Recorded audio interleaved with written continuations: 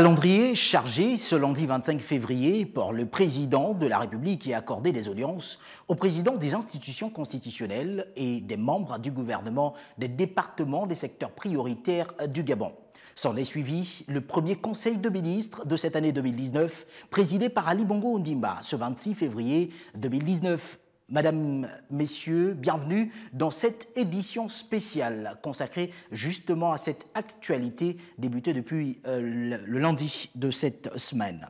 Nous avons des invités sur ce plateau, notamment le docteur Arcel Moreau, vous êtes politologue. À vos côtés, il y a également monsieur Brice Eyinga, qui est analyste économique. Messieurs, bonsoir et bienvenue dans cette édition spéciale.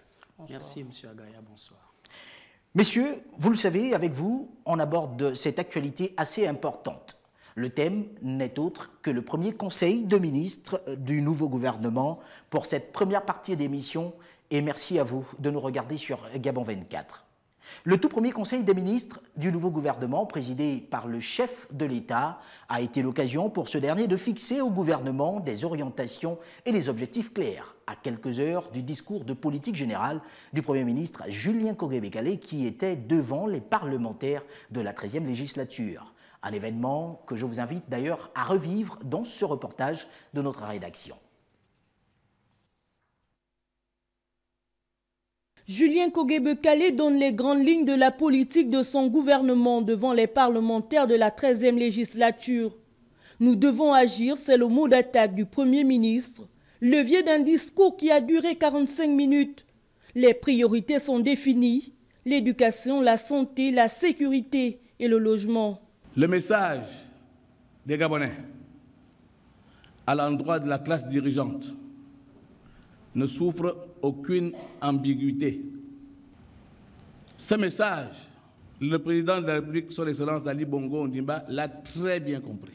Abordant les questions du mieux-être des populations gabonaises, le chef du gouvernement a réaffirmé que son équipe mettra toutes les chances de son côté pour disposer des marges de manœuvre en rationalisant les dépenses de l'État et en visant l'optimisation des recettes publiques. Nous avons l'obligation, et nous allons nous y atteler, de réduire sur les 3 prochaines années nos effectifs des agents publics de l'État. Le Conseil gabonais des chargeurs sera supprimé et liquidé. Le bureau de coordination du plan stratégique Gabon émergent sera supprimé. Nous poursuivrons la suppression d'autres agences. Au nom de son équipe, le Premier ministre gabonais a dit mener à bien toutes les missions qui lui sont confiées avec pragmatisme. Une méthode qui visera à ne programmer que ce qui est réalisable, finançable et qui impacte directement les populations. Et justement, après un discours à la nation prononcé le 31 décembre 2018, où le chef de l'État a rappelé son attachement à l'action dans le social et à répondre aux besoins les plus urgents des Gabonais, le président de la République a donné ce mardi matin des instructions claires au gouvernement à l'occasion du Conseil des ministres. Des instructions qui devaient se traduire dans le discours de politique générale du Premier ministre. Messieurs, je me retourne d'entrée de jeu vers vous. Est-ce que selon vous, le discours du Premier ministre devant les parlementaires s'accorde justement au cap fixé par le chef de l'État? En commençant par vous, docteur. Bien entendu, vous savez que le Premier ministre n'est que l'instrument de la mise en œuvre de la politique qui est décidée par le président de la République, par le chef de l'État. C'est un schéma constitutionnel. Donc, tout ce qui ressort en termes d'annonce de réforme, en termes d'annonce de mesures, découle en principe de ces orientations qui sont fixées par le chef de l'État. Alors, M. Eyinga, vous êtes analyste économique. Lorsqu'on jette un regard sur cette déclaration de politique générale du Premier ministre devant les parlementaires de la 13e législature, selon vous, est-ce qu'il y a un dessein assez satisfaisant de réforme sur le plan économique? Alors, je voudrais d'entrée de jeu déjà vous dire merci pour l'invitation. Je crois que le discours du Premier ministre, c'est comme l'a dit le docteur en face, c'est un discours qui rentre dans la droite ligne de ce que le président de la République a prôné depuis son arrivée au pouvoir. Mais pour ce qui est de priorités, effectivement, dans ce discours, il y a quelques priorités qui ont été reprises, qui rentrent dans le cadre des urgences des populations en termes de satisfaction de besoins essentiels de ces populations, ce qui est tout à fait normal si on tentait que l'objectif du gouvernement, c'est d'arriver vers le développement. Et je l'ai toujours dit ici que le développement aussi, ça se mesure sur les populations. Alors, êtes-vous en train d'affirmer justement que ce discours du Premier ministre cadre évidemment avec les besoins des populations gabonaises?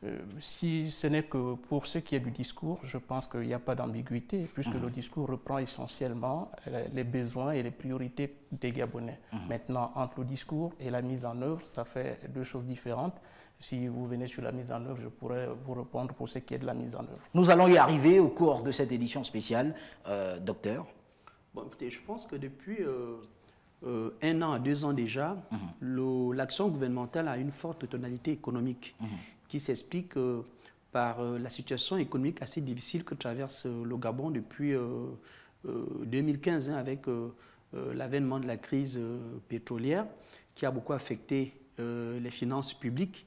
Donc l'essentiel du discours politique, si on doit parler en termes d'analyse du discours politique, au-delà même de celui qui s'est déroulé, qui a été prononcé hier, le discours politique était un discours essentiellement économique ou économiciste. C'est-à-dire qu'il tourne essentiellement autour des réformes, de la rationalisation, des dépenses, des investissements. Donc c'est un discours qui est très économique aujourd'hui. Et quand on parle d'un discours qui est très économique, cela laisse entendre que l'on se situe davantage dans le pragmatisme de l'action politique. C'est-à-dire, qu'est-ce que concrètement faut-il faire, avec quels moyens le faire et dans quel temps le faire, pour essayer de voir un peu ce que donne l'action publique en termes d'efficacité par rapport effectivement aux attentes des populations. Alors, selon vous, est-ce que cela cadre justement lorsqu'on jette un regard sur cette déclaration de politique générale avec cette vision de la relance économique du pays, Monsieur Inga? Alors, parfaitement, puisque la relance économique du Gabon repose sur essentiellement un programme d'ajustement économique qui a été mis en place depuis un bon bout de temps et accompagné par le FMI. Et dans ce discours, effectivement, on a vu des mesures qui vont dans le sens d'assainir la gestion de la chose publique, notamment la réduction des effectifs au niveau de la fonction publique et dans plusieurs secteurs, la suppression de certaines agences. Cela participe effectivement de l'ajustement économique, donc cet engagement que le gouvernement a pris, et allant dans le sens effectivement de rationaliser la dépense publique, la gestion de l'économie de notre pays. Maintenant, après, on peut se poser d'autres questions. Quand on regarde cette déclaration et l'absence des chiffres et tout ça, moi je pense que ça ne nous permet pas de quantifier véritablement c'est ce qu'il en est et de mettre par exemple au niveau du temps d'exécution, d'avoir un tout petit peu une idée par rapport au temps d'exécution. Mais toujours est-il qu'effectivement la volonté y est. D'accord. Petit pas en arrière, l'agenda présidentiel a été fait d'une série de rencontres et de séances de travail avec des personnalités politiques et responsables d'institutions du pays. D'abord cette audience avec les responsables d'institutions constitutionnelles que je vous invite à regarder.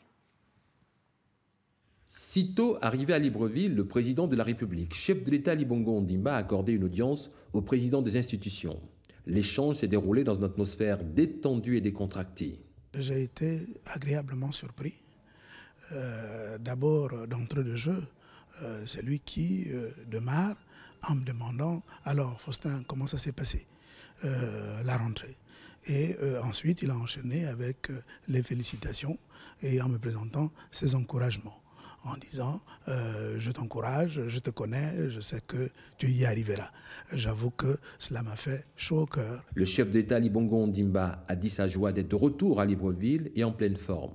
Avec les présidents des institutions, plusieurs sujets qui minent la vie de la nation et le bon fonctionnement des institutions ont été évoqués au cours de cette rencontre. Il était très satisfait de constater que tous les anciens présidents de l'institution, de M. Chambrier à M. Onouvier, en passant par le président Nzobandama et même la veuve Ogouligende, tous ont assisté à cette cérémonie et ils nous ont congratulés de ces retrouvailles de l'ensemble de la classe dirigeante actuelle ou passée de l'Assemblée nationale. Au terme de la rencontre, le chef de l'État Ali Bongo Ondimba a assuré qu'il restait déterminé à accélérer la mise en œuvre des chantiers pour améliorer le quotidien de ses compatriotes. Alors, vous avez regardé avec nous cette audience, justement ces audiences de la première journée de travail du président de la République, Ali Bongo Ondimba. Quelle interprétation faites-vous, Monsieur Inga?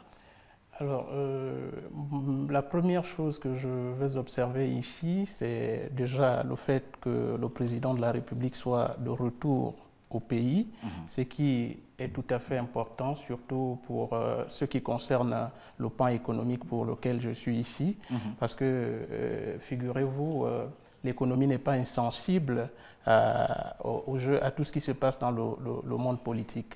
Et tout ce qui s'est raconté autour de la santé du chef d'État, par exemple, avait pour effet effectivement de faire une certaine incertitude, aussi bien auprès de la population que des opérateurs économiques.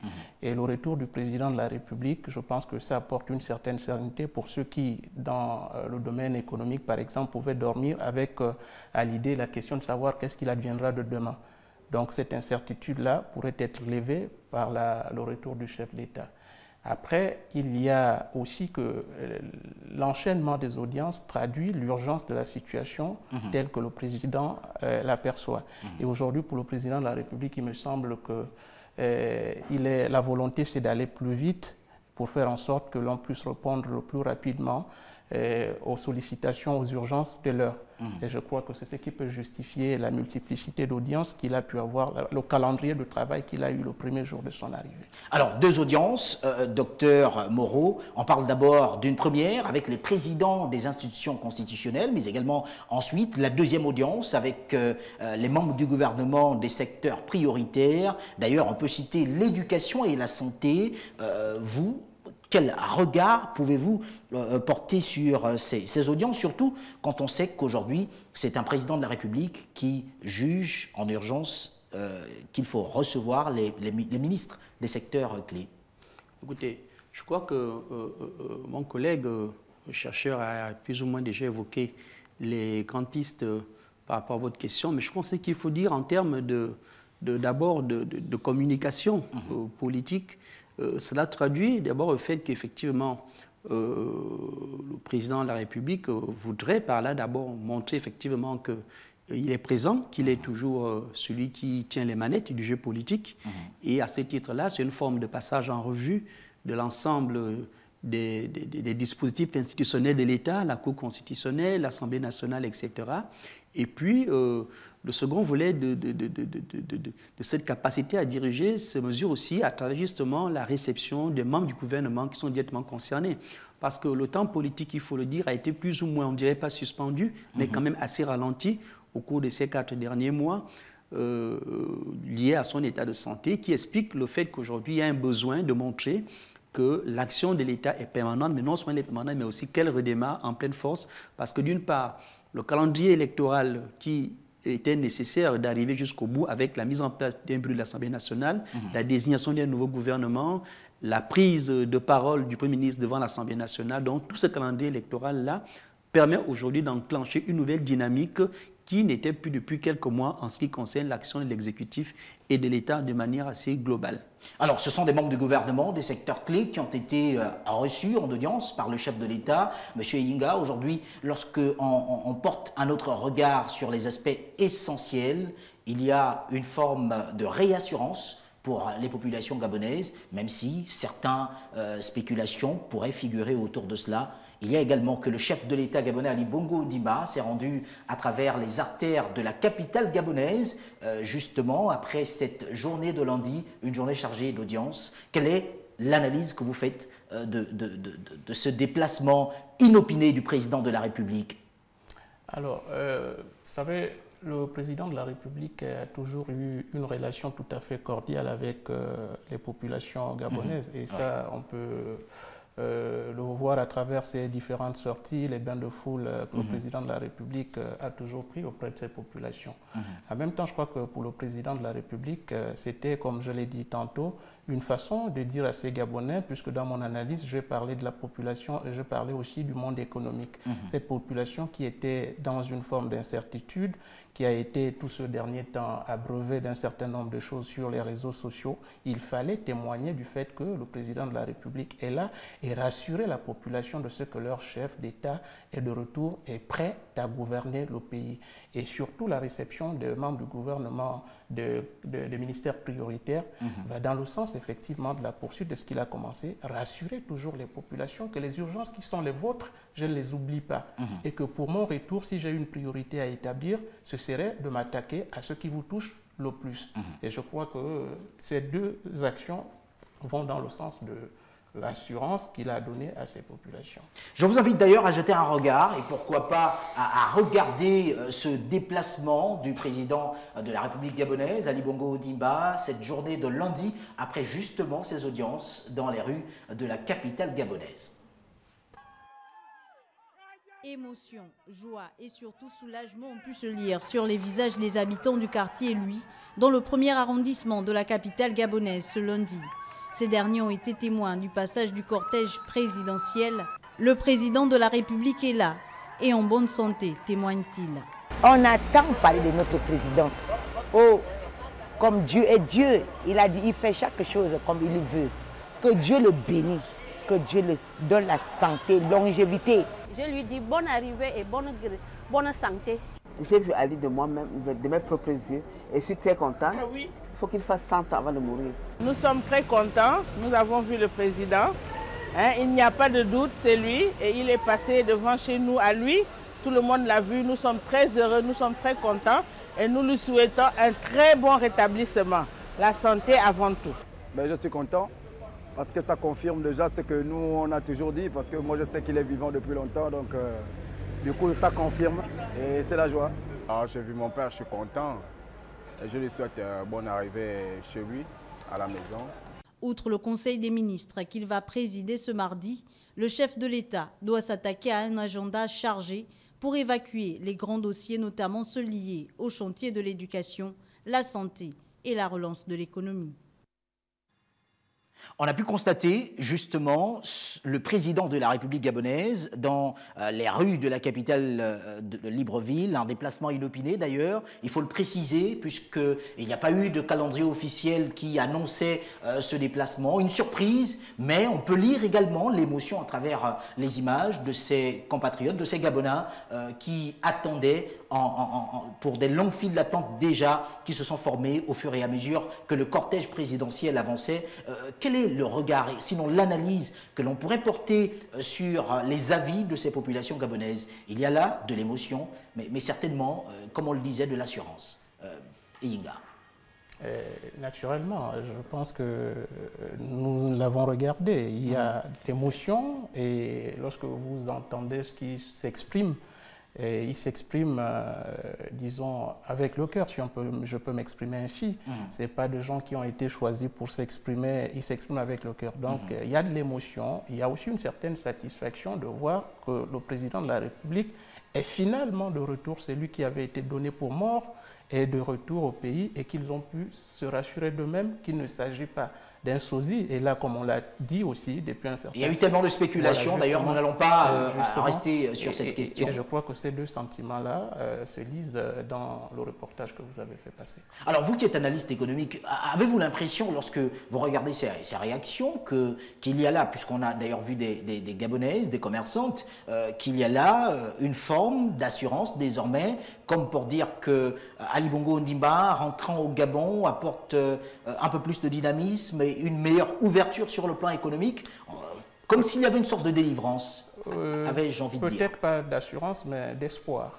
Il y a certainement un espoir parce que figurez-vous que ce dernier temps, par exemple au niveau des indicateurs de prix, il y a eu une flambée de prix qu'on a constatée dernièrement. Et pour résoudre ces questions-là, il faudrait effectivement que le chef de l'État soit là pour prendre un certain nombre de mesures qui vont dans le sens certainement d'amener ces prix à des proportions acceptables pour le bien aussi bien des consommateurs que des commerçants qui sont dans ces secteurs-là. Et je crois qu'il y a un espoir qui naît de la part de ces opérateurs économiques de voir le président de la République être de retour au pays et avec l'espoir que très rapidement, le président de la République va s'attaquer à ces questions auxquelles ils sont concernés. C'est un président de la République proche des populations, docteur Moreau, que l'on voit dans ces images, puisque certains n'hésitent pas de courir d'ailleurs après le cortège présidentiel. Politiquement, quelle analyse porter sur une image aussi forte?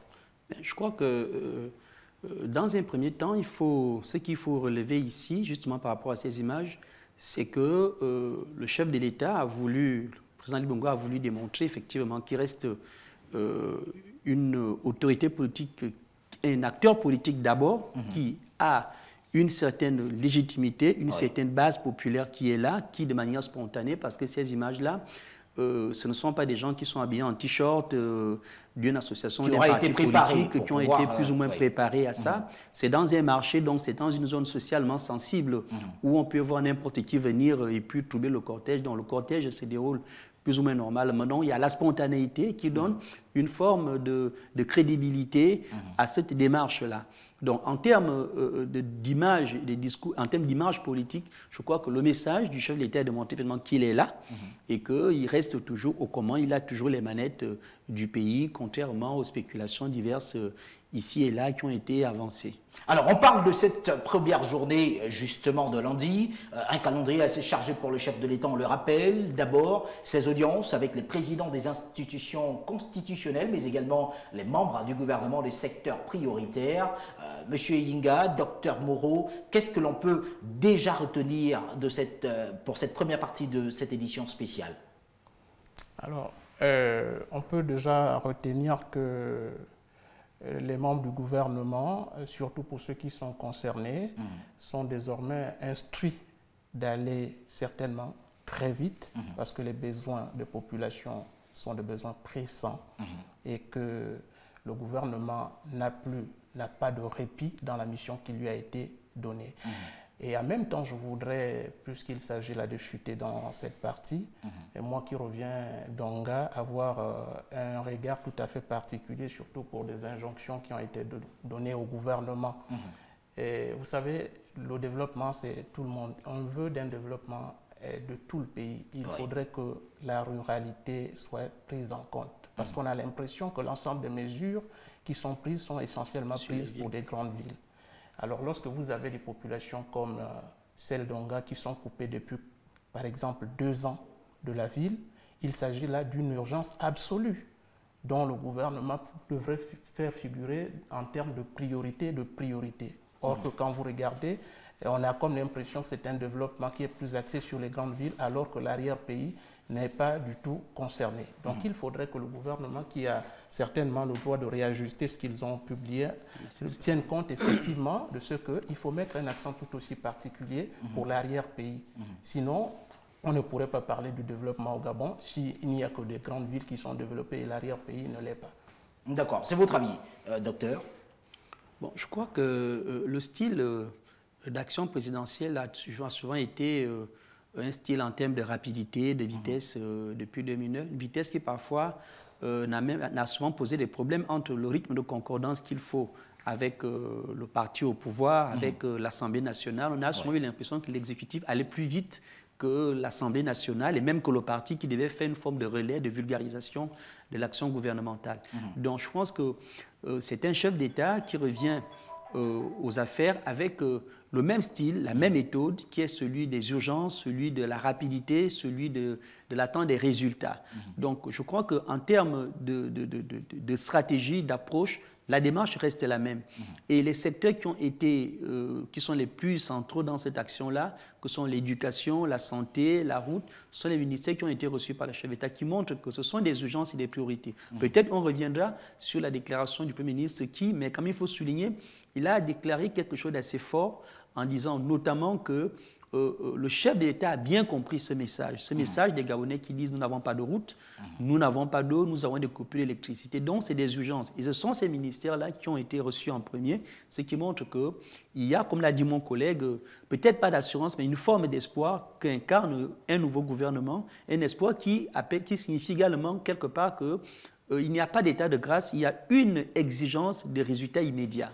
Merci à vous. Je rappelle que vous êtes le docteur Moreau, politologue, justement enseignant à l'université Omar Bongo. Brice Yinga, vous êtes analyste économique pour cette première partie de cette édition spéciale consacrée à cette actualité importante de cette semaine, le lundi, d'ailleurs, le président de la République, Ali Bongo Ondimba, recevait les présidents des institutions constitutionnelles, mais également les membres du gouvernement des secteurs clés, des secteurs prioritaires, allais-je dire. Mais ensuite, il y a eu le Conseil de ministres de ce mardi et la déclaration de politique générale du Premier ministre Julien Kogebe-Kalé devant les parlementaires de la 13e législature, que nous allons d'ailleurs analyser en deuxième partie de cette édition spéciale. Nous nous retrouverons dans quelques secondes seulement.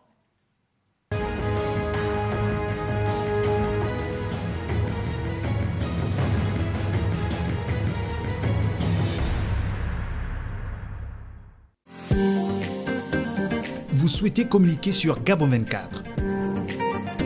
Contactez-nous au 06 39 64 26 pour diffuser votre spot publicitaire.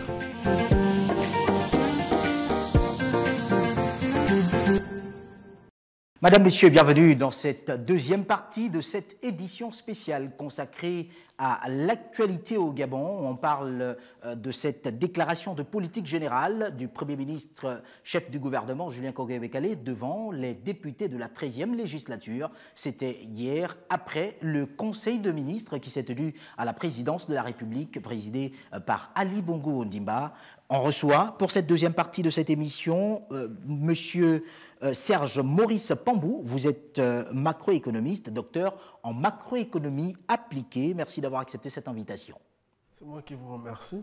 Et également Monsieur Arcel Morongi. Vous êtes politologue, d'ailleurs docteur également. Merci d'être des nôtres pour cette deuxième partie de cette édition spéciale. Merci encore.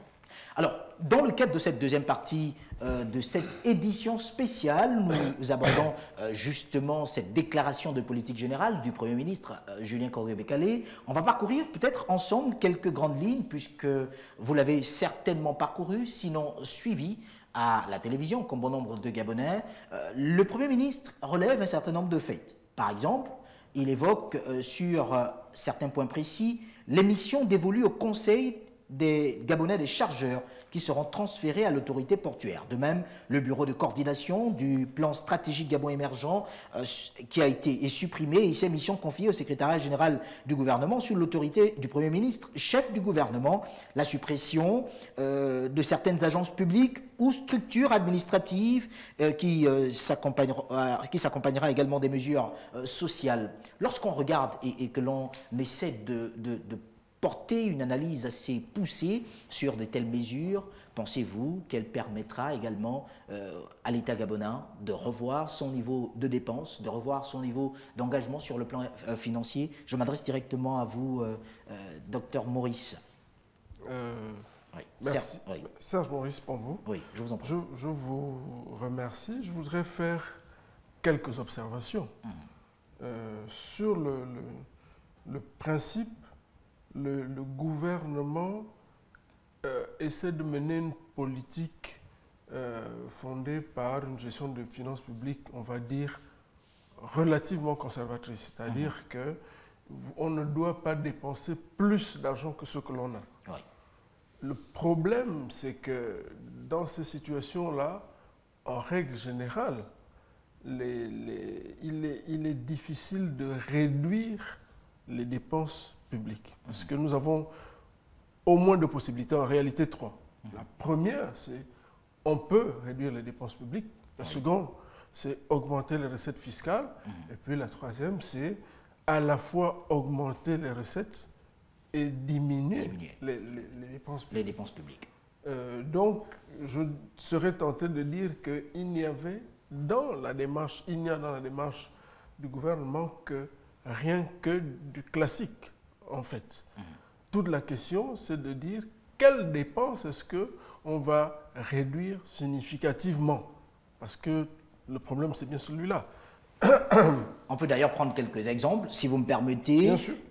Dans son allocution, le Premier ministre dit ceci, je cite, « L'exemple venant d'en haut, mon gouvernement s'imposera lui-même une discipline budgétaire par la limitation des missions des membres du gouvernement à l'extérieur et par une gestion rigoureuse des dotations budgétaires qui leur sont allouées.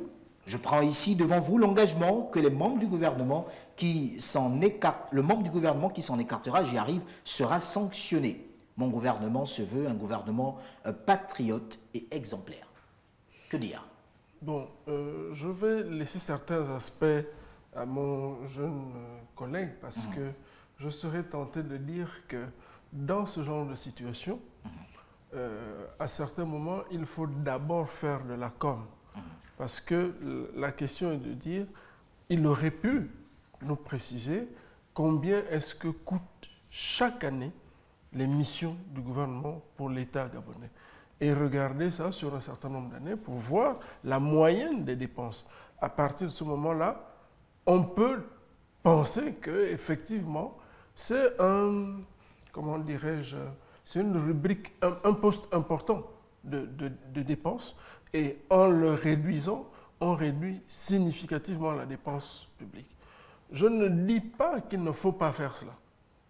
Il faut le faire. Mais en agissant ainsi, quel est l'impact réel sur le budget de l'État? Ça, c'est la première chose. Ce qui doit importer aux membres du gouvernement, de mon point de vue, oui, c'est déjà, c'est vrai, c'est maîtriser la dépense publique, mais encore plus, on le sait depuis les années 1980, ce qui importe, c'est trois choses. Un, il faut faire des économies, c'est-à-dire acheter à moindre coût. Deux, il faut produire plus avec moins de dépenses. Et trois, il faut faire en sorte que la dépense publique soit efficace. Voilà comment est-ce que, de mon point de vue, on doit présenter les choses. Est-ce que finalement, lorsqu'on vous écoute, est-ce que cela ne nous ramène pas justement à cette décision qui vise à réduire justement le train de vie de l'État? Est-ce que cela ne rentre pas dans le cadre de cette décision-là, puisqu'il est quand même question également de faire, et je vais le dire dans un langage dico-sémantique, des réserves financières, éviter trop de dépenses pour que cela ne coûte à l'État justement? Non, je ne dis pas qu'il ne faut pas faire comme ça. La question pour l'État gabonais, c'est de savoir dans quelle proportion est-ce que, par exemple, les missions des membres du gouvernement impactent le budget de l'État. Ça, c'est la première chose.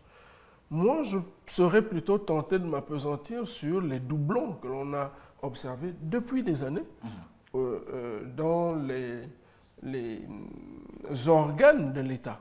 J'en prends quelques-uns. Que l'État décide de supprimer le Conseil gabonais des chargeurs et d'en faire une seule structure avec l'OPRAG, j'applaudis les deux mains. Ça ne pose pas de problème. De la même façon qu'un certain nombre d'agences vont disparaître. Il n'a échappé à personne que nombre d'agences, pour ne prendre qu'elles, doublonnées avec un certain nombre de directions générales qui ne coûtent pas plus d'argent à l'État. D'autant que les dites agences avaient été ce sont des établissements publics à caractère industriel et commercial. Les contrats sont des contrats de droit privé avec des salaires faramineux. Il faut le dire tel quel. Donc, lorsque l'État décide de supprimer ces agences, cela va dans la bonne direction. Même si et dans l'intérêt des populations. Et dans l'intérêt des populations. Même si, de mon point de vue, quelques-unes, pas seulement les agences, je prends deux exemples. La Commission nationale de lutte contre l'enrichissement illicite existe depuis une quinzaine d'années. Qu'est-ce qu'elle a fait en 15 ans? Elle coûte cher à l'État. Et vous avez à côté de la CNLCEI l'Agence nationale d'investigation financière. Vous avez deux structures-là qui coûtent de l'argent à l'État sans pour autant qu'on ne nous démontre qu'elles ont été efficaces ou qu'elles sont efficaces. On peut continuer dans ce sens-là. Il y a donc l'aspect des dépenses publiques qu'il faut mieux maîtriser. Il y a aussi d'autres aspects qui, de mon point de vue, méritent d'être soulignés. que l'État regarde à sa dépense, et notamment le travail des fonctionnaires, pour ne prendre que les fonctionnaires, ça tombe sous le sens, cher ami.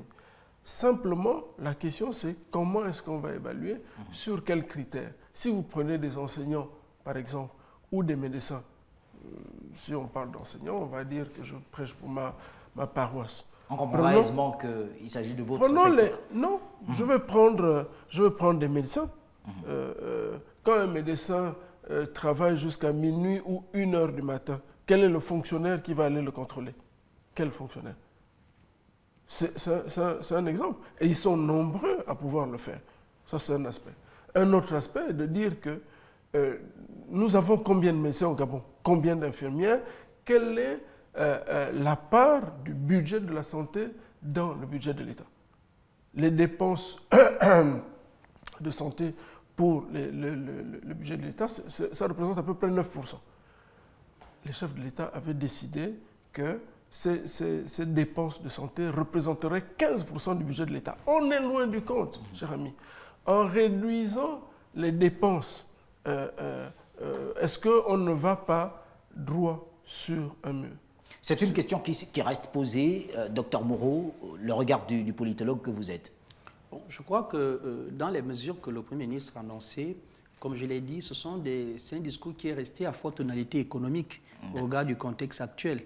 Les mesures ne portent pas seulement sur la réduction du train de vie de l'État, encore que sur ce point-là précis, on peut dire peut-être deux choses. Je crois que la première chose que mon collègue ici évoque tantôt, c'est celui du chiffrage des mesures. C'est-à-dire, lorsque des mesures sont annoncées, il faudrait qu'on puisse savoir concrètement quel est, en termes d'économie budgétaire, l'avantage de supprimer telle structure par rapport à telle autre structure, premièrement. Et deuxièmement, ce qu'il faut comprendre, c'est que ces rationalisations des structures administratives, des agences, et notamment, en l'occurrence ici, participent de deux logiques, de deux politiques combinées.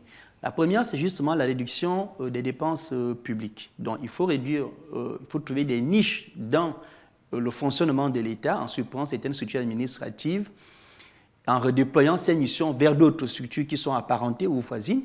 C'est la première mesure en termes d'économie budgétaire. Et le deuxième aspect, c'est celui qui est plus politique, qui concerne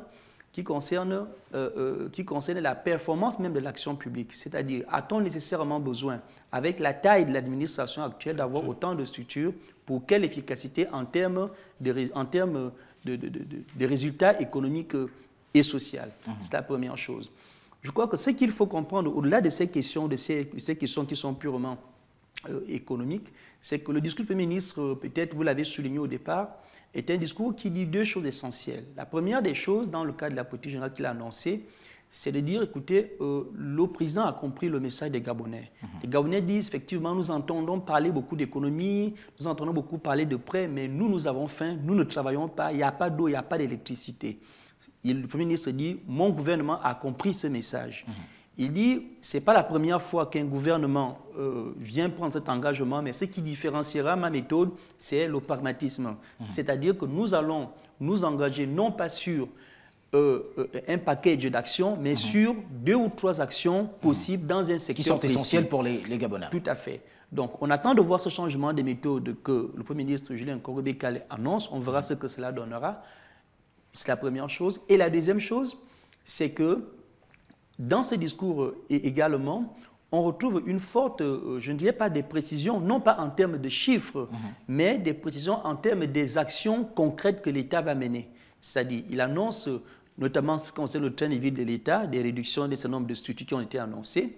Il annonce également des projets que l'État va mettre en place dans les secteurs de l'énergie, dans les secteurs de l'urbanisme, des voiries, etc.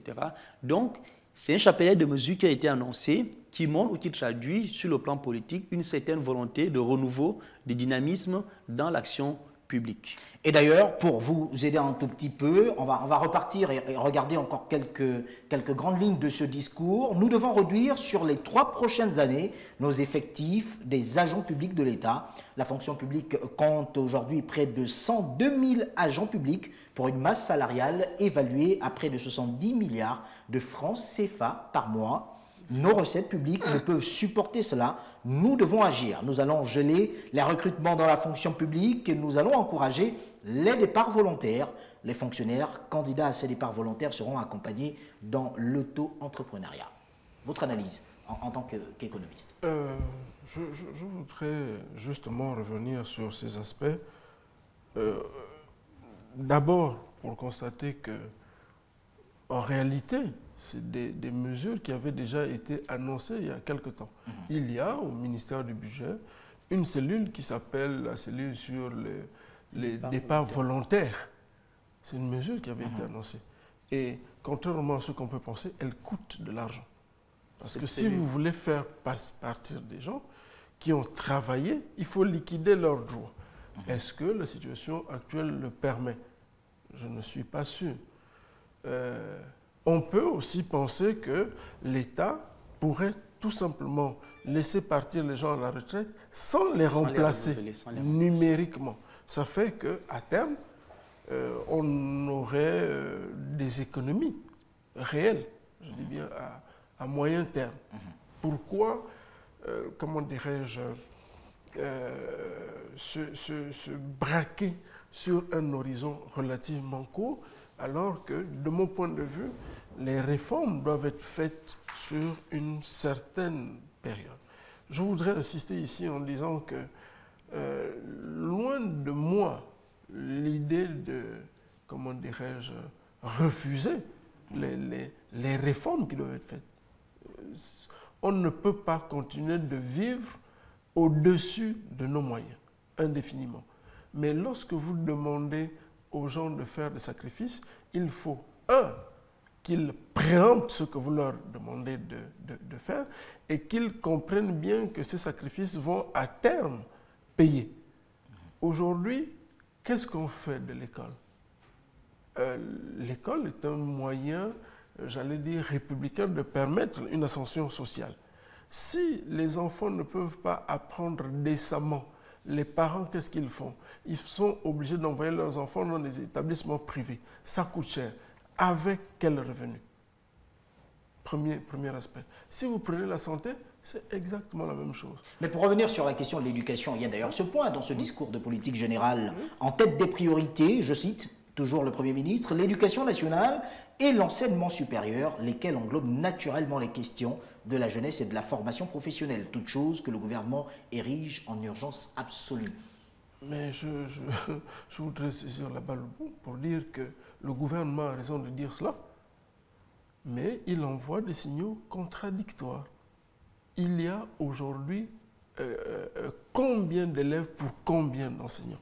Est-ce que le ratio aujourd'hui est le bon ratio? Mais monsieur, nous devons avoir comme repère non pas les pays de la région, mais des pays à revenus intermédiaires de la tranche haute.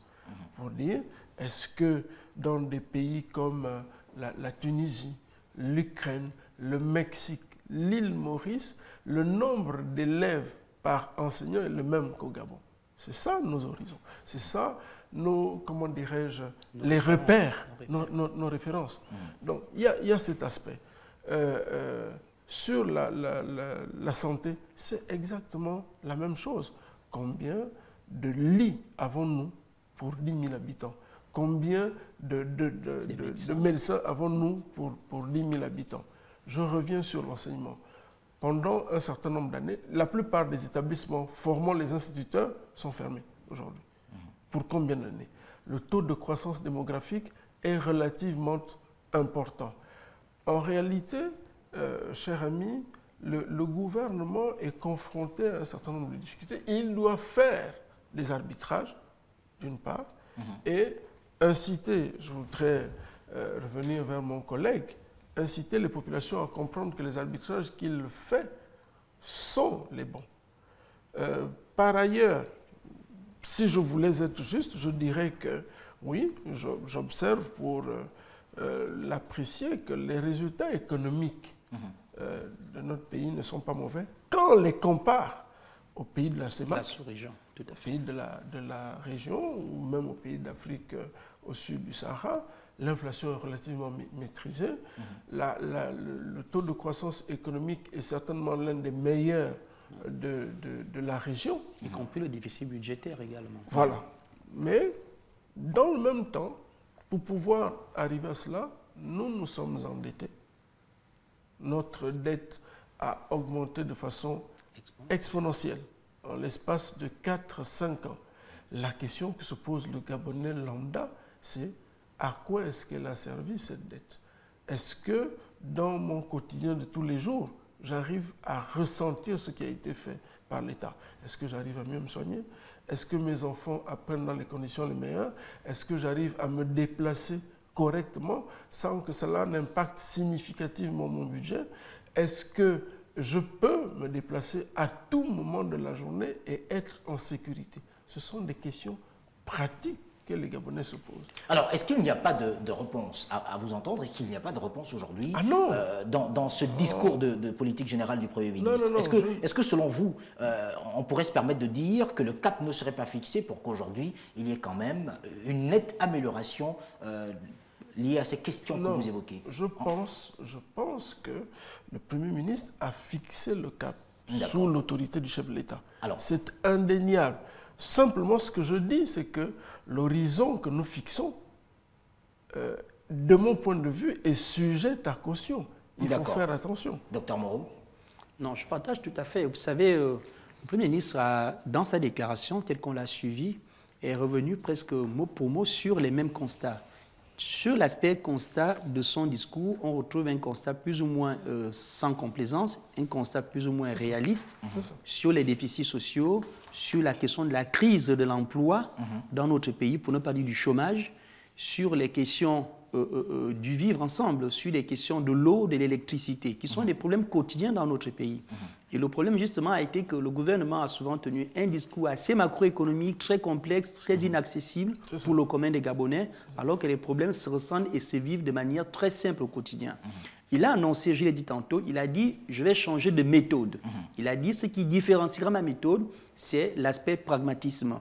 Donc, on va voir concrètement ce que va donner ce pragmatisme-là, parce que la politique générale, c'est une déclaration d'objectifs et d'intentions, mais on verra les mesures concrètes qui vont être annoncées pour donner corps à ces intentions qu'il a formulées sur les questions de l'eau, de l'emploi, de l'électricité, de l'éducation et de la formation des jeunes. Alors, comment expliquer cette phrase forte du Premier ministre Julien Koré-Bekale? Je cite, « Un message qui réclame la fin de l'arrogance et de l'impunité. Pour cela, nous allons nous attacher à imprimer dans notre action les valeurs de respect, de considération, de justice, de récompense et de sanction. » Docteur Moreau. Je crois que cela rejoint quasiment toutes disons, les critiques qui sont faites au niveau de la classe politique aujourd'hui vis-à-vis de ceux qui dirigent, à tort ou à raison. Je pense qu'on pourrait donner raison aujourd'hui, vu que le Premier ministre reconnaît cela, que c'était un discours assez fort, un discours assez réaliste, je dirais même un discours responsable dans la mesure où il revient lui-même sur les torts ou les griefs qui ont souvent été formulés à l'endroit d'un certain nombre de gouvernements qui ont précédé le sien. La question de l'arrogance du pouvoir, c'est-à-dire en termes du fait que le gouvernement décide, il fait peu de place, ou bien il écoute les partenaires sociaux, mais il passe en force, il prend des mesures grâce à la majorité parlementaire. Le gouvernement prend des décisions, et puis après, on se rend compte que les choses n'ont pas été faites telles qu'il fallait le faire, et puis finalement, on va aboutir à des ajustements et à des mesures qui sont certes correctifs, mais ne permettent pas de régler la globalité des problèmes.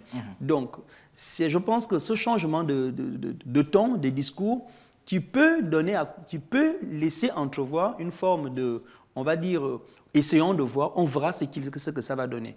Donc c'est un pragmatisme qui est important. L'action, plutôt on verra dans l'action comment est-ce que concrètement il va se distancier ou se différencier du style ou du mode de gouvernance de ses prédécesseurs.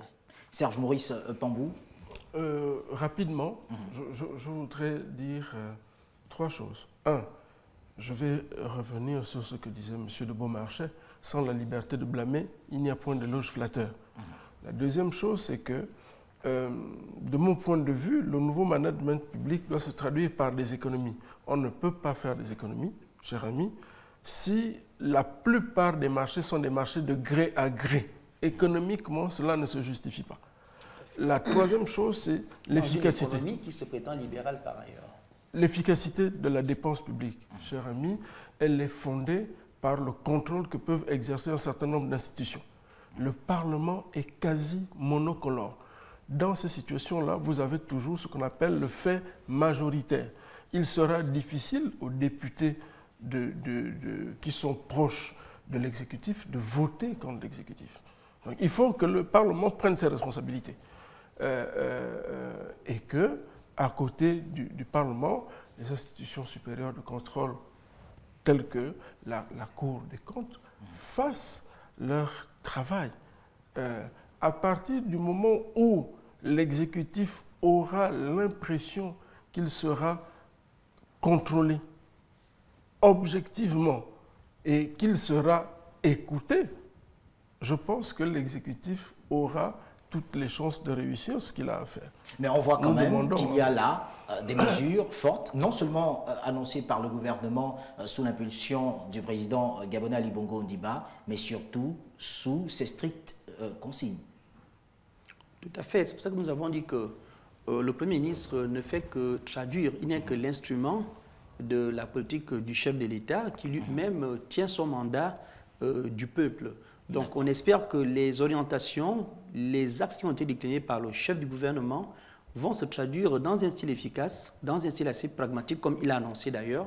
Je pense qu'on ne peut pas aujourd'hui juger de ce qui sera demain, mais je crois que c'est les premières mesures qu'il va annoncer qui permettront de juger si la méthode qu'il a annoncée, qui va changer, est réellement une méthode appliquée ou cela reste tout simplement un catalogue d'intentions positives.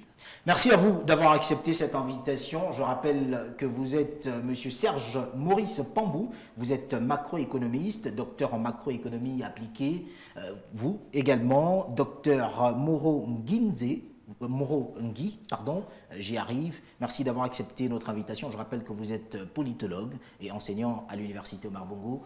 Merci d'être resté de nôtre sur Gabon 24 pour cette édition spéciale consacrée à l'actualité de cette semaine en République gabonaise. D'abord, le lundi, avec ces audiences accordées par le président de la République au Premier ministre, président des institutions constitutionnelles, membre du gouvernement des secteurs prioritaires tels que l'éducation et la santé, mais également le premier conseil de ministres du nouveau gouvernement Julien Kogé-Bekele hier mardi et la déclaration de politique générale devant les parlementaires de la 13e législature. L'actualité continue sur Gabon 24. Merci de nous avoir suivis. Au revoir.